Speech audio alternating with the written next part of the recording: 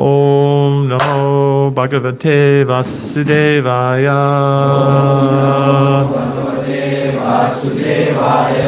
Om Namo Bhagavate Vasudevaya. Nastafreshu abhadreshu nityam. Nastafreshu abhadreshu nityam Bhagavata Sevaya. Bhagavati Uttama Shloki Bhaktir Bhavati Naishtaki.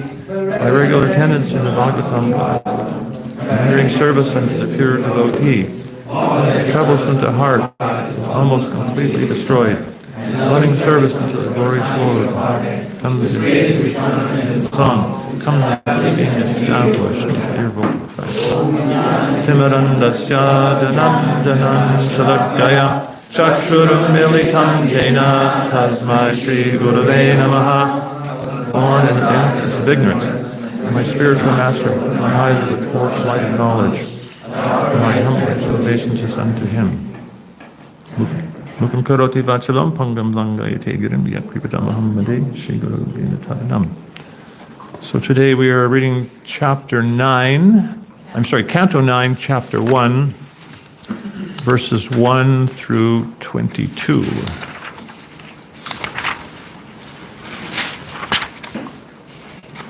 So you just read the English and then just the Sanskrit. So we'll read the translation only one by one, and then we'll recite one word. I think that's it. Yeah. And you take turns reading the verses? Yes. Okay. King Parikshit said, "My Lord, Sukadeva Goswami, you have elaborated and described all the periods of the various manus, and within those periods, the wonderful activities of the Supreme Personality of Godhead, who has unlimited potency. I am fortunate to have heard all of this from you." Satyavrata, the saintly king of Dravid Desha, who received spiritual knowledge at the end of the last millennium by the grace of the Supreme, later became Vaivasvata Manu, son of Vaivasman, in the next Manvantara period of Manu. I have received this knowledge from you. I also understand that such kings as Ikshvaku were his sons, as you have already explained. Abhishek? O greatly fortunate Sukadeva Goswami, O great Brahmana, kindly describe to us separately the dynasties and characteristics of all those kings, for we are always eager to hear such topics from you.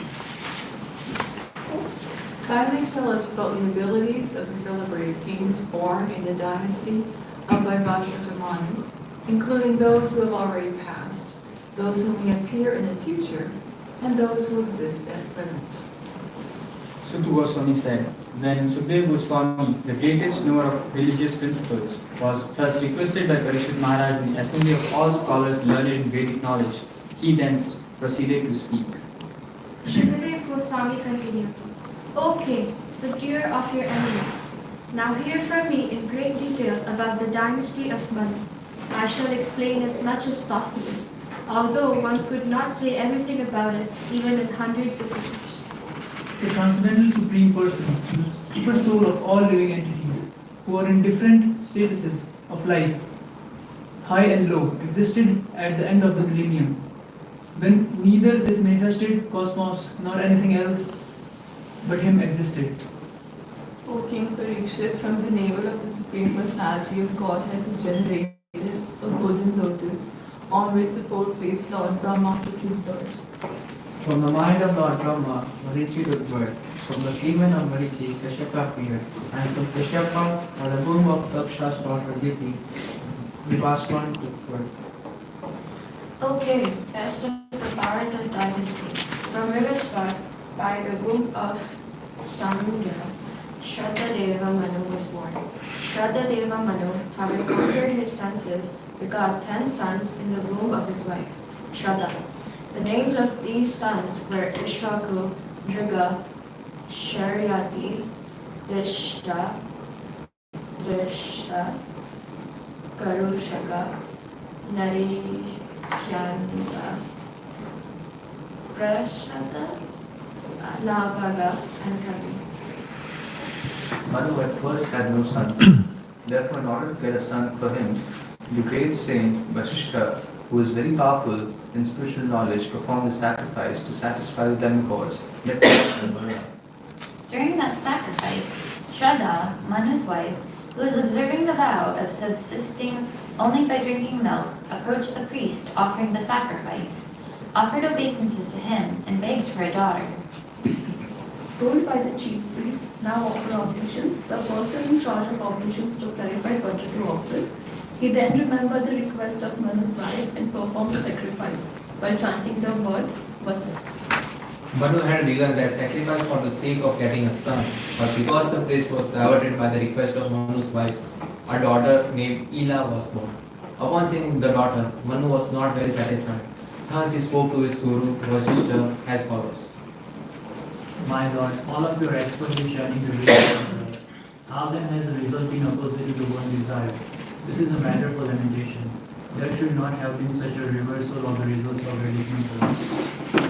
You are all self-controlled, well-balanced in mind and aware of the absolute truth. And because of austerities and penances, you are completely cleansed from all material contamination. Your words are like those of the demigods. Your words like those of the demigods are never baffled. Then how is it possible that your determination is failed? The most powerful great-grandfather, Vasishtha, after hearing these words of Manu, understood the discrepancy on the part of the priest. Thus he spoke as follows to the son of the son. This discrepancy in obligation is due to your priest's deviation from the original purpose. However, my own words I shall give you a good son. Sukdev Goswami said, O King Parikshit, after the most famous and powerful Vasishtha made this decision, he offered prayers to the Supreme Person, Vishnu, to transform Ila into a male. The Supreme Personality of Godhead, the Supreme Controller, being No, 22. the Supreme Personality of Godhead, the Supreme Controller, being pleased with Vasishtha, gave him the benediction he desired. Thus, Ila was transformed into a very fine male named Satyugna.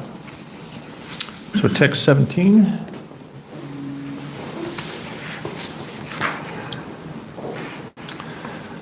Bhagavan kim idam jatam karmavo brahmavadinam paparyayam ahoshatam maivam shad brahmavikriya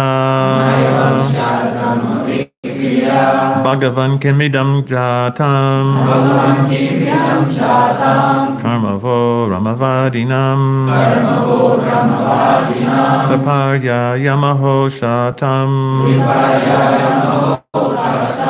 maivam shad brahmavikriya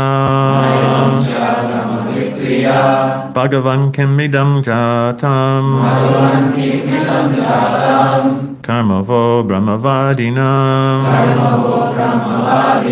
paparya yamaho shatam maivam shan brahmavikriya Bhagavan kim idam jatam Bhagavan kim idam jatam Karmavo brahmavadinam karmavo brahmavadinam paparyayam mahokastam Maivam Shad Brahmavikriya. maivam shan brahmavikriya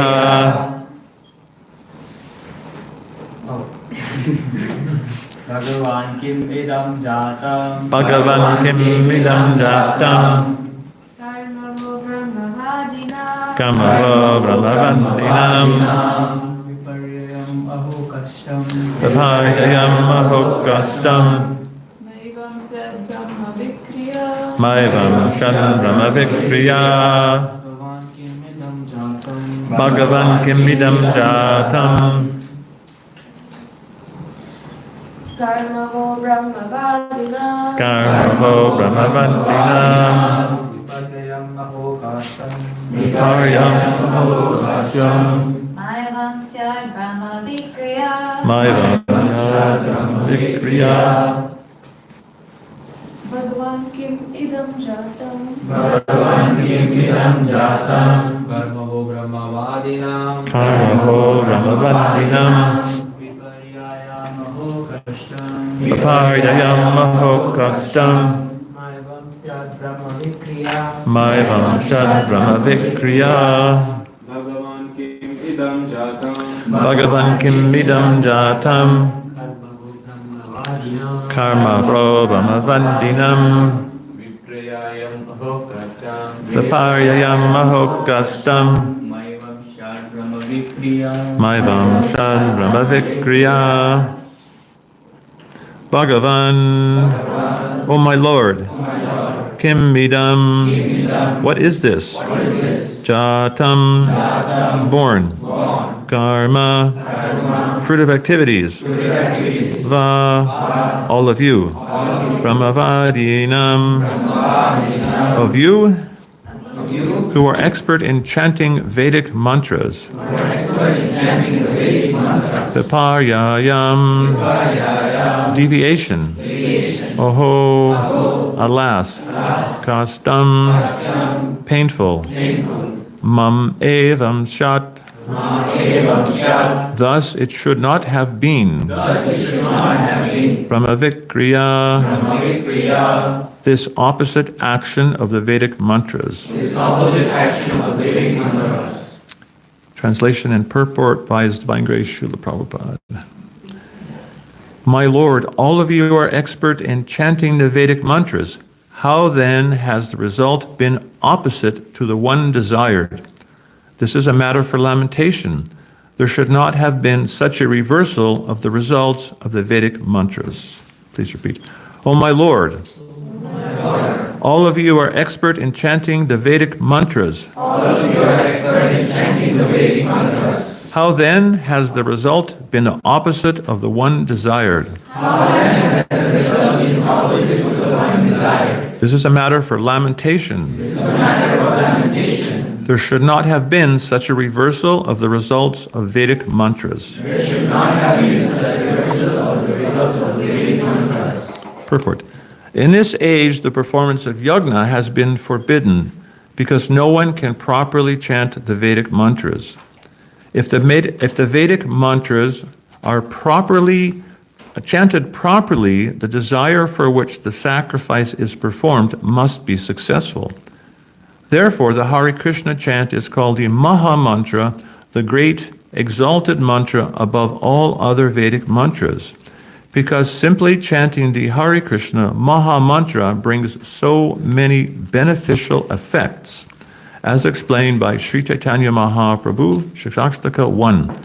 Cheto darpanam marjanam mahamahadavagni nirvapanam shaya kairava chandrakam vijavadu jivanam anandandam vadivardhanam pratipratam purnam ritasvadanam sarvatmasnapanam puram vijayate Shri Krishna Sankirtanam.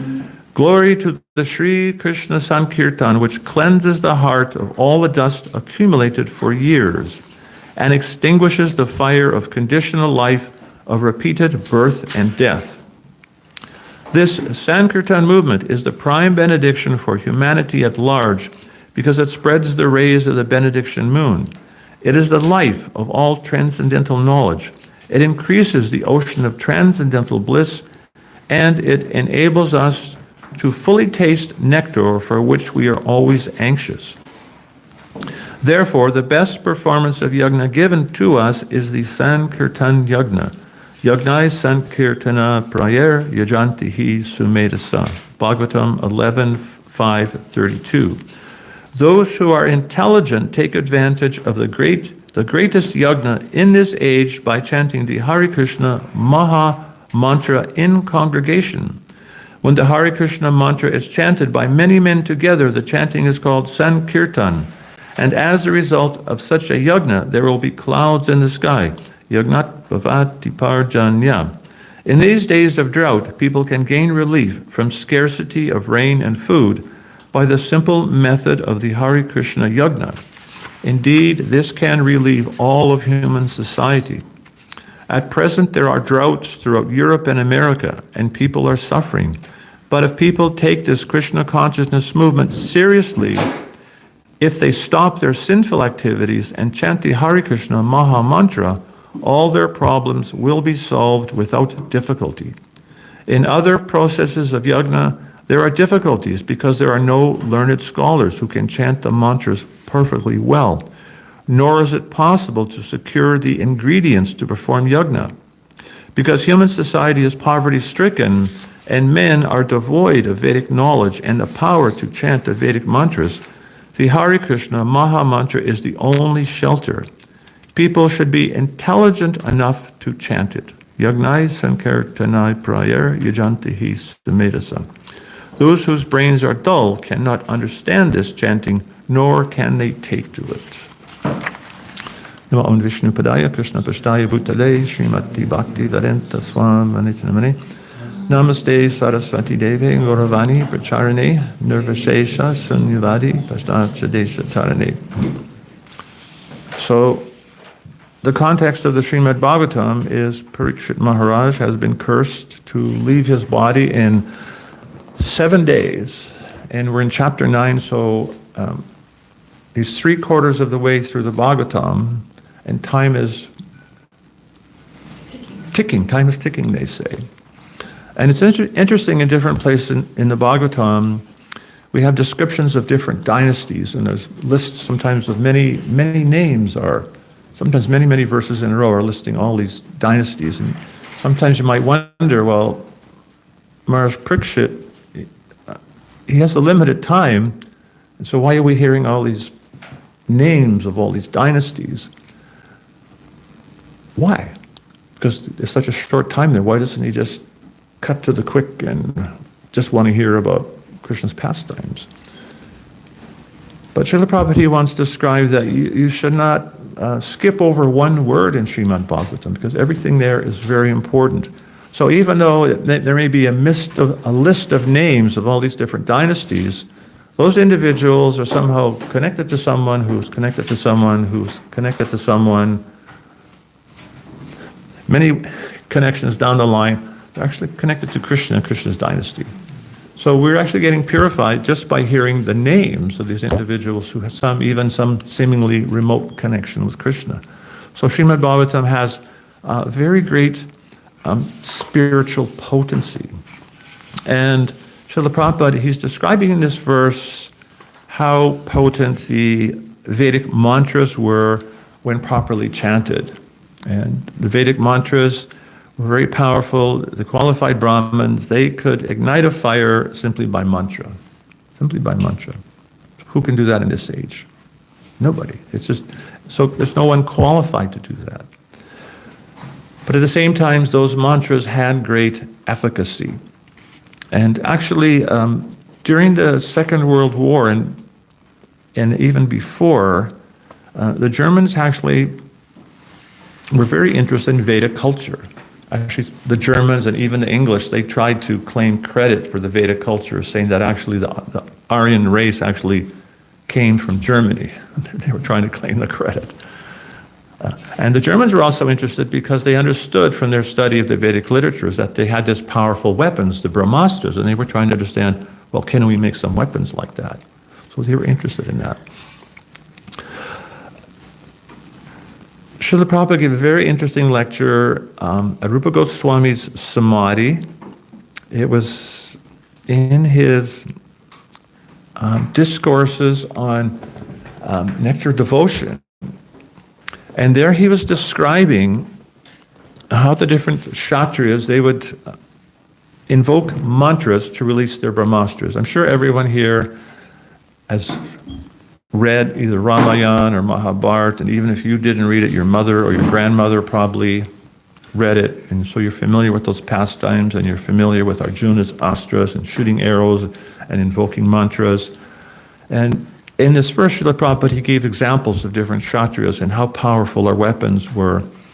And he said they would invoke these weapons by, he said, touching water and chanting mantras. And then he said, just like we chant this mantra, Om Apavitro Pavitro Va Sarva Vastam Kato Piva, Yasmaret Pundarikaksham Sabayantara Suchihi Sri Vishnu, Sri Vishnu, Sri Vishnu, which means purified or unpurified, or having passed through all different situations of life. One who remembers Pundarikaksham, the lotus-eyed personality of Godhead, he's cleansed within and without. So if you've been at an initiation ceremony or wedding, you'll see that mantra is always chanted and everyone is touching water and sipping water. So Prabhupada, he explained that and referred to this mantra, Om Apavitro Pavitro Va, which we chanted these fire sacrifices. And then Srila Prabhupada said, do not think this is child's play. Do not think this is child's play. So what did that mean? So Prabhupada wanted us to understand that that mantra specifically has great power. Because saying you simply remember Pundarikaksham, you're purified within and without. It's a very powerful mantra. And how powerful is that mantra? And we can see by the result. So every time Prabhupada did initiation, or anyone in the disciple succession coming down from Srila Prabhupada and the predecessor to Srila Prabhupada, that mantra would be chanted at initiation and other yagnas. And we see the result was a very interesting verse that also Prabhupada would quote, in this regard. Yata kanchanatam yati kamsyam rasa vidhanata tata diksha vidhanena dvijitam jayate nrinam.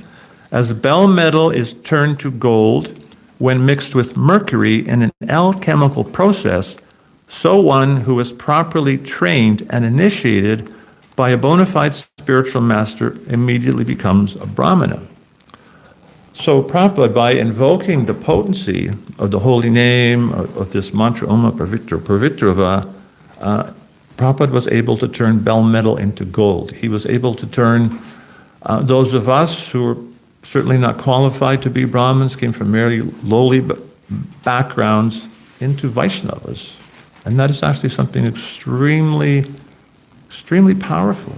We cannot imagine that many individuals, even Srila Prabhupada said there was something like 600 different translations of Bhagavad Gita, but not one of them made a devotee of Krishna.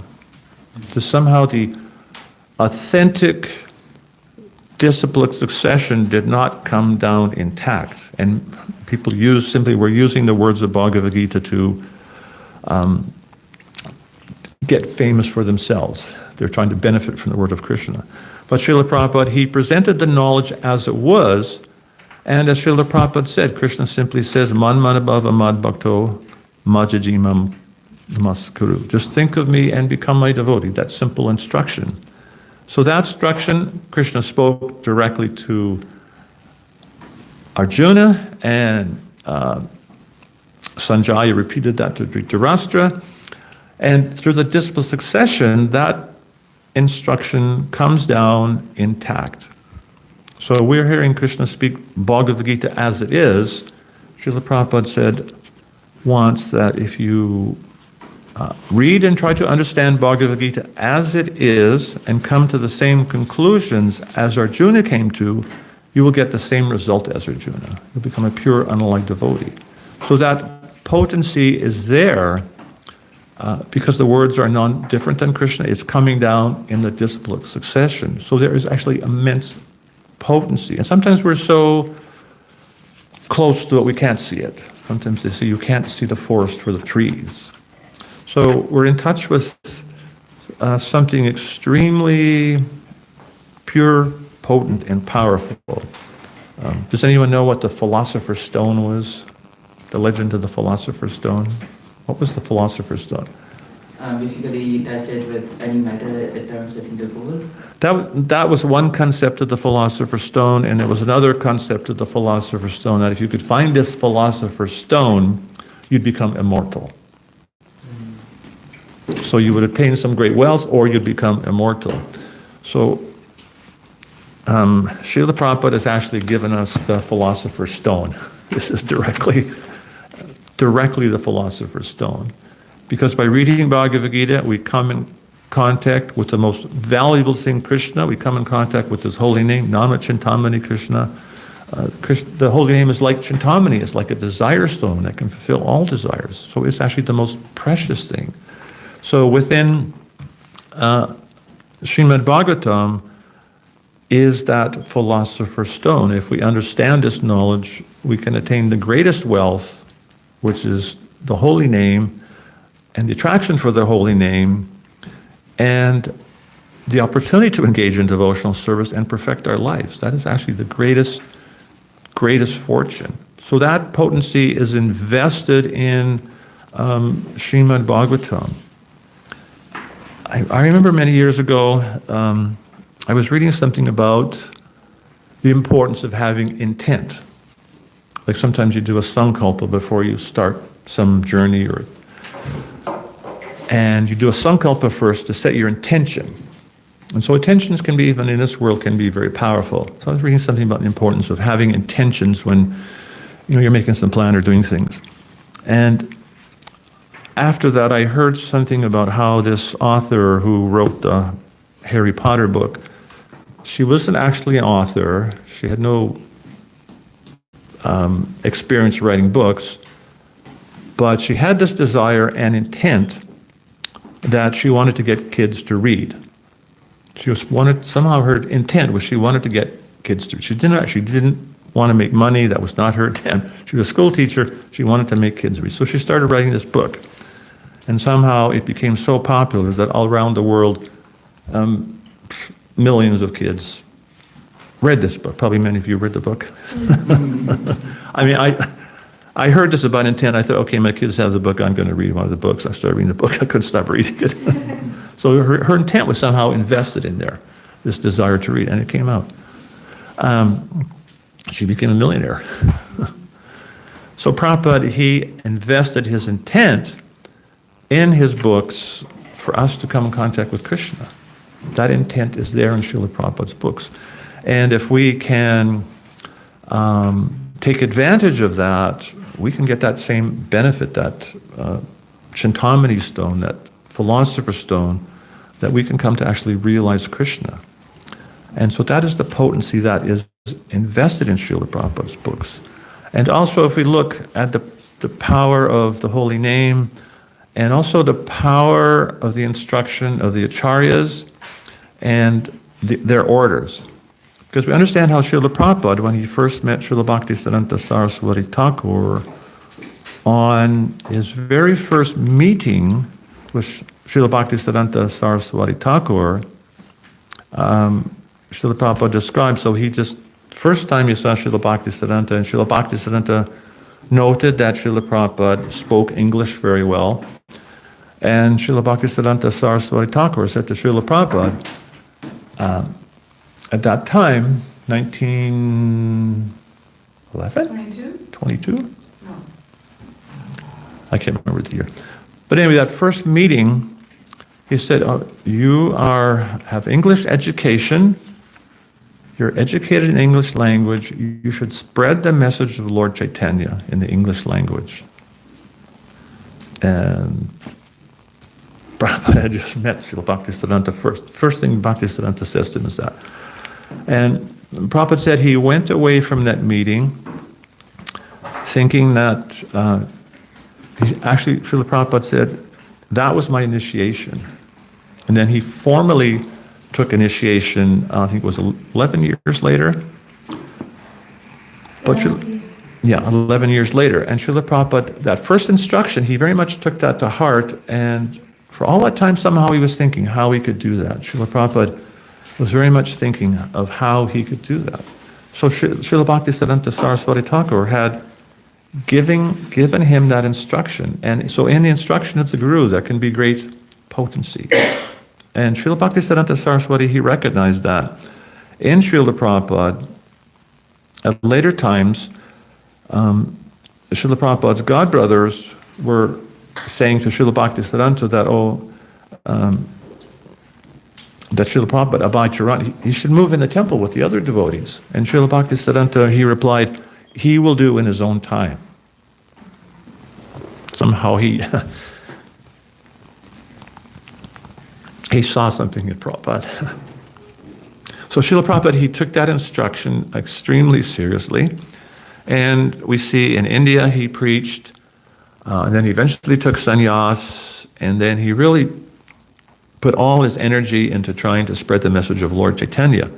And if you read the Prabhupada Lilamrita, you'll see how in India, it appeared that Prabhupada was struggling. In Jhansi, there was an attempt to open a temple, and it got undermined by some lady who wanted the building. And it seemed like there were so many struggles. But Prabhupada, he was undeterred in his determination to carry out the order of a spiritual master.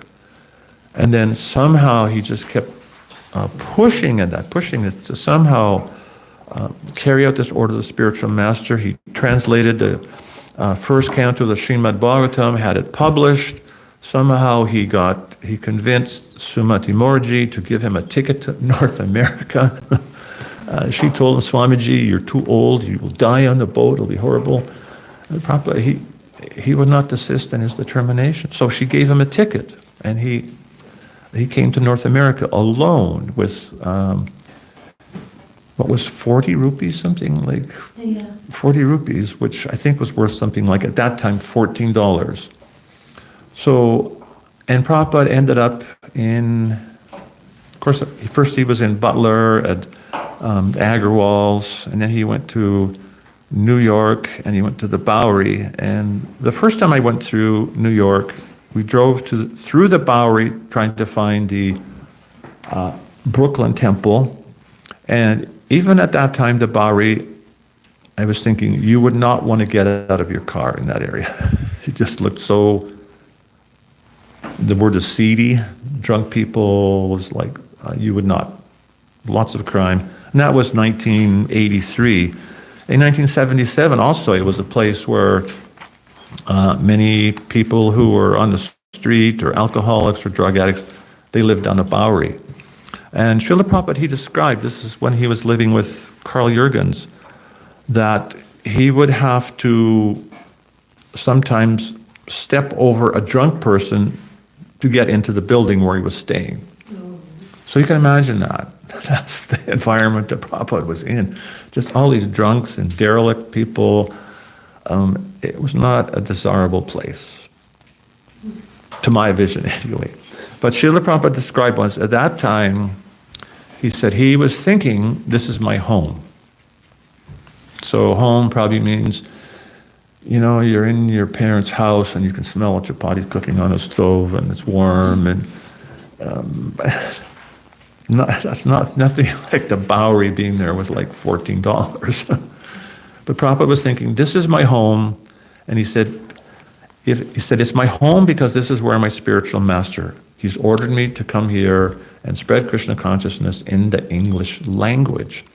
So Prabhupada had that, excuse me, I'm just kind of moved because we actually went to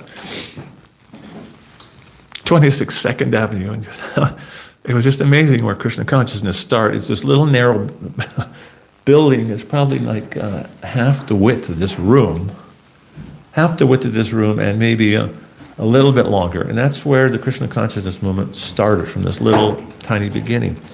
So Srila Prabhupada, he just had this unrelentless determination that he was going to somehow or other carry out the order of the spiritual master. That was his only concern.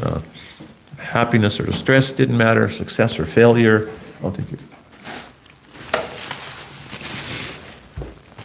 No, he was just determined somehow to carry out that order. And at the same time, Srila Prabhupada, he had a vision, because even many years later, some devotees, when the devotees got possession of Prabhupada's room at the Radha Damodar temple, there was a trunk there with some of Prabhupada's possessions. And in that trunk, there were some notes, that Srila Prabhupada had some notes about these plans he had about getting vehicles to spread Krishna consciousness in the West, which actually happened. Devotees got these Sankirtan vans. So Prabhupada, he had a vision that is very difficult to understand. And you probably know this because I think I told this story last time, but I'll tell it again because it really shows the potency of the disciplic succession and Srila Prabhupada's vision. And so Prabhupada actually is, have any of you been to 26 Second Avenue? person. That is, write that on your bucket list. It's a must go, must see. A very powerful place. So Prabhupada, you can hear some of the early lectures there. And in one of those lectures, Srila Prabhupada is speaking how earth, air, fire, water, ether, mind, intelligence, and ego, these are all Krishna's separated energies, material energies, and how actually they're non-different from them. And so all these hippies are sitting on you can go there and see the same wood floors there, they're sitting on that wood floor. And Srila Prabhupada said, after explaining how all the energies are non-different than Krishna, he said, you are not sitting on, he said, you're not sitting on the floor, you're sitting on Krishna. So you're not just sitting on chairs, you're actually sitting on Krishna, because this is Krishna's temple. So just think about that for a moment. You're actually sitting on Krishna. And during that time, very early in the movement, 1965-66, there was a gentleman who worked on the subway, and sometimes he would take us lunch in Union Square and Tompkins Square Park. And he met Srila Prabhupada, and I'm just going to go ahead then come back a few steps. He met Srila Prabhupada over a period of time. Prabhupada talked to him many times, and he told me he thought of becoming a devotee, but he decided to go on a world tour. And one day he said he was sitting on a park bench with Srila Prabhupada, and he said, he told Srila Prabhupada he was going to leave on a world tour. And he said, the Swamiji said to him, one day you will come back to Krishna. So this man, he went on a world tour for a little over 10 years, and during that time he never saw any devotees, no books of Prabhupada's, didn't hear anything about that.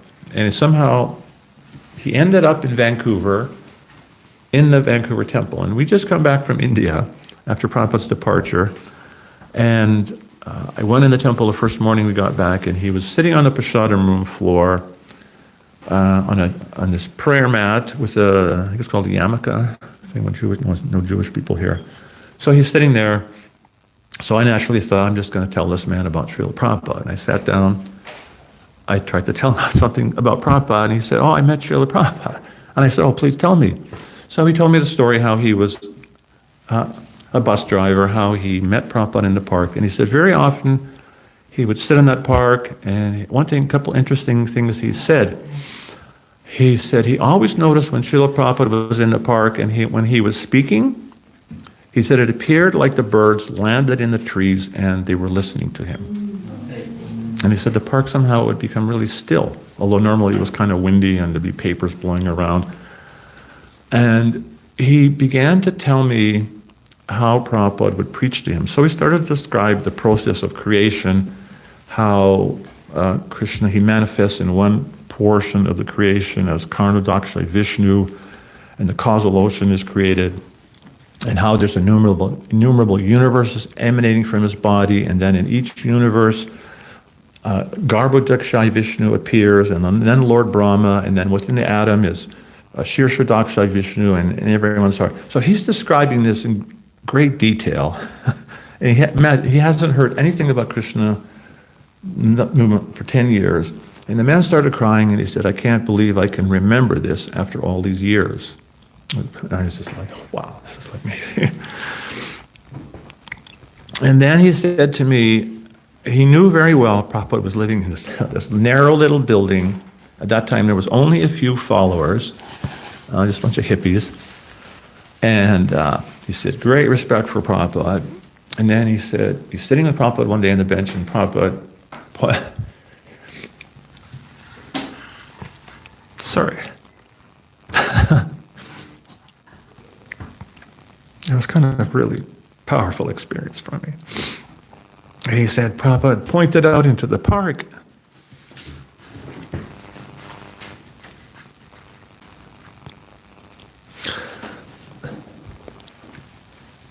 Okay, Hare Krishna, Hare Krishna, Krishna Krishna. Yes, Prabhupada said, I have temples and printing presses and farms and disciples all over the world. And this man, Reuben, said he did not know what to think.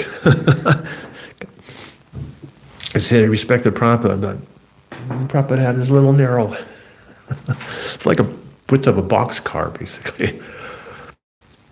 And so he said he didn't know what to think. And then he said Prabhupada pointed out into the park and said, they're simply separated from us by time. And we simply have to move through time and have faith in Krishna.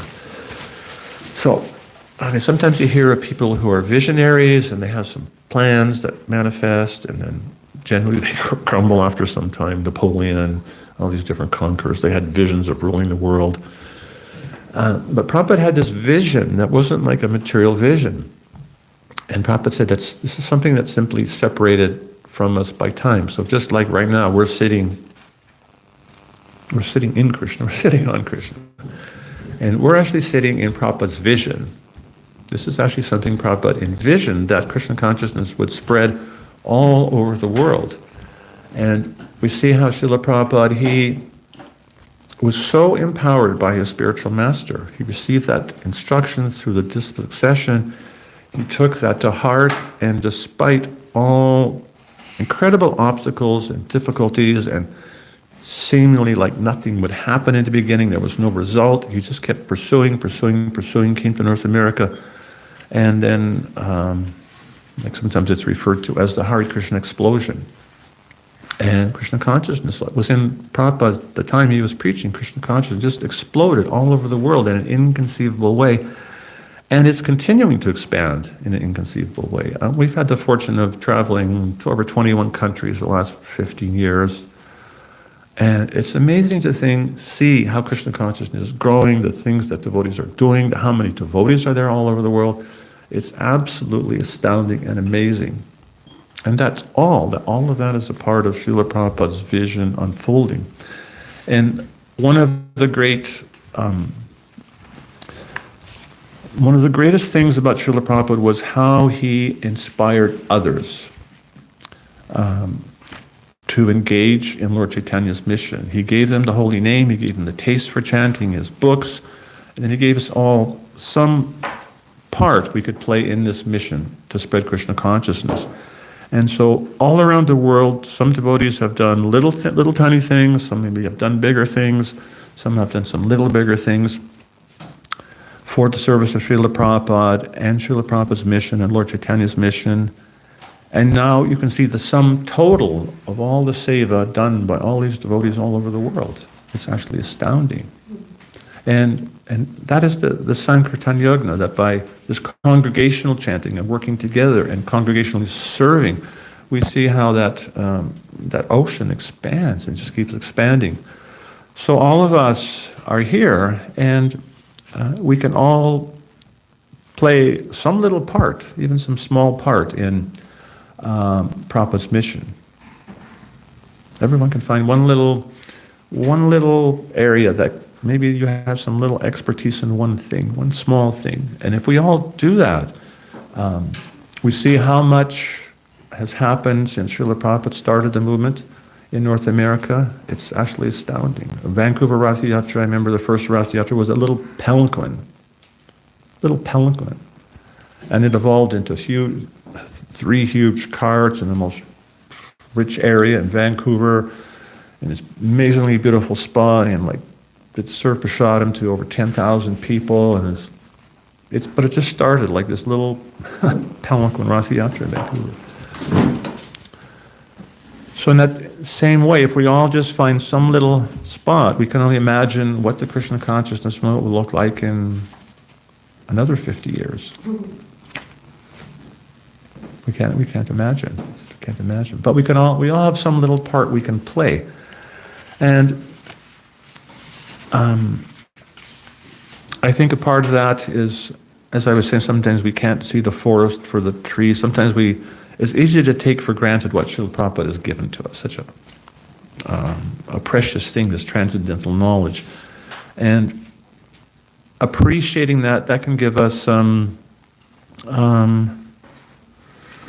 some motivation and some determination to see what we can do to pay Srila Prabhupada back for it's kind of like a debt we have, a debt of gratitude. That what can we do to repay Srila Prabhupada for the gifts that he's given us? And that's what Srila Prabhupada, he wanted us to do. There's a big poster when you enter towards the ashrams, the Brahmacharini ashram, and I think it's the treasury, that Prabhupada, he was requesting that we all work together, cooperate together to serve him. And so it's actually our duty as followers of Srila Prabhupada to somehow do what we can to assist Srila Prabhupada in his mission. And also to take advantage of what he's given us, because the more we take advantage of this, the more we can be effective actually in spreading Krishna consciousness and making others Krishna conscious. So I'm going to end there and ask if there's any questions or comments.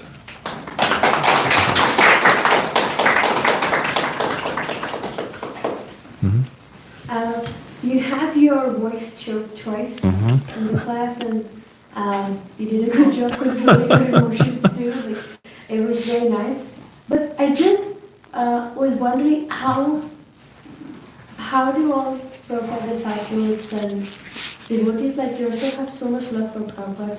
Even that, like, you didn't actually associate, not everyone was associating as much as, like, let's say Tamal Krishna Maharaj or Shruti Giri for some time, who were very, very, like, intimately close, but you're just, like, quite far too, and this is not just your feeling, I've seen that in many. How can we develop that kind of love for Prabhupada? Srila Prabhupada, he said once, some reporter asked Prabhupada, what will your followers do after you leave this world? And Prabhupada said, I will not die, I will live forever in my books. And I think we were discussing last night how sometimes devotees, they read Prabhupada's books and something that's just so relevant just comes off the page. So relevant. And I was telling devotees last night also that I had the opportunity to chant japa for Srila Prabhupada in his final days in Vrindavan, sometimes like 14 hours a day, just chanting japa. Like Prabhupada was from here, from me to you, like I was chanting japa. And if you asked me what was it like to be with Srila Prabhupada, I would say, because we asked some devotees yesterday, well, what is it like when you chant your best japa? And they said all the stuff in all your problems kind of poof, just disappear. You feel your mind is concentrated. You feel just the meaning in your life and the fulfillment. And so I told him, that's exactly what you would feel like if you were directly with Prabhupada. That all your problems disappear, your mind becomes peaceful. And when you chant japa attentively, you will feel exactly what it's like to be with Srila Prabhupada. So we can associate with Srila Prabhupada by following his instruction to chant the holy name. And there's immense potency in that. Is it always easy? No, it's not. As Rupa Goswami said, even sometimes it maybe tastes kind of bitter, but it's the medicine that cleanses the heart. And by reading Srila Prabhupada's books, engaging in the process of anartha nivritti, we can get back that taste and come to actually realize and experience how Srila Prabhupada, he is actually, he is embodied in his books, and he was the embodiment of his books. So you have direct opportunity to associate with the founder, Acharya Srila Prabhupada, through his books. They're something very powerful and special. Could you advise, like, how can we develop that love also? Of course, reading is one thing. I've seen many devotees reading for years and years. There's something that is special between Prabhupada disciples and Srila Prabhupada. Like, why can not everyone have this? Yeah, exactly. I remember Vishnujan Swami, he was like amazing devotee. Came to Vancouver once. His kirtans were just transported to the spiritual world. It was like amazing devotee. And somebody asked him, well, how can I become like you? And he said, well, I've been a devotee I don't know, maybe he was like 10 years, which was a long time then. He said, well, I've been a devotee that long. You've been a devotee for, 2 months. You just have to be a devotee for more years. It's going to fructify. It's going to fructify. The process is there, and by following the process, as we chanted Nasta Preshu Badrishu, all the inauspicious things become practically destroyed to nil, and loving service to the Lord will come into being established as an irrevocable fact. So that's the fruit of the process. We just have to engage in the process with that steadiness and determination. One quick question. Thank you so much, Prabhu, first of all, for taking us back to Leela Amrita. My question is, whenever we read this, these few chapters in Leela Amrita, where Prabhupada is struggling alone, and it makes us feel really inspired, and at the same time gives a little bit that we should do more, because Prabhupada did a lot for us. But it stays 1 week, 2 weeks maximum, and then you're again on to your regular schedule. How to have that encouragement? Like now you mentioned, now it's like, oh yes, Prabhupada did that, and then 2670, that was a whole big struggle how he got there. So how to have that thing that, yes, Prabhupada has done a lot for me, we know that, we acknowledge, but at the same time, now it's my turn to do at least something for Srila Prabhupada. It stays for 2 weeks good after hearing or reading this pastimes, but then it vanishes. I don't think, well, it vanishes in the sense that we lose sight of it. And I think that's why the importance is to regularly hear and regularly try to understand. And that's what increases our determination. Like in Bhagavad Gita, Arjuna tells Krishna the mind is like impossible to control. It's like trying to control the wind. Krishna says, yes, it is. But it's possible by constant practice and detachment. And Srila Prabhupada said the practice is to hear about Krishna, because by hearing about Krishna, we become more attracted to Krishna and more detached from the things that draw us away. So it's a process, and we gradually make advancement. And so sometimes you have to be patient, and sometimes it might seem like you're not making advancement, but from a different perspective, we have been in the material world since time immemorial, in material bodies, 8,400,000 different forms. The spirit soul is revolving through. Finally, you come to human form. You get the Bhakti Lata Bij. Once you've got that Bhakti Lata Bij, you're advancing. It may seem like that Bij is growing slow, but it's a matter of perspective, because sometimes you see these jets flying high in the sky, and you see the contrail. It seems like it's moving very slow. But I had experience of being somewhere where a jet flew like about 100 feet above where we were. And wow, you see how fast it's going. Same speed as the airplane up there, different perspective. So from our perspective, it might seem it's a slow process. We're going through ups and downs and difficulties. But from a different perspective, you can go back to Godhead in one life. And even if it takes 2 or 3, that's just a blip in infinite time. So I'm going to end there. We're over time. Thank you very much. Krishna. Uttama gets a difficult topic. You should get the difficult part.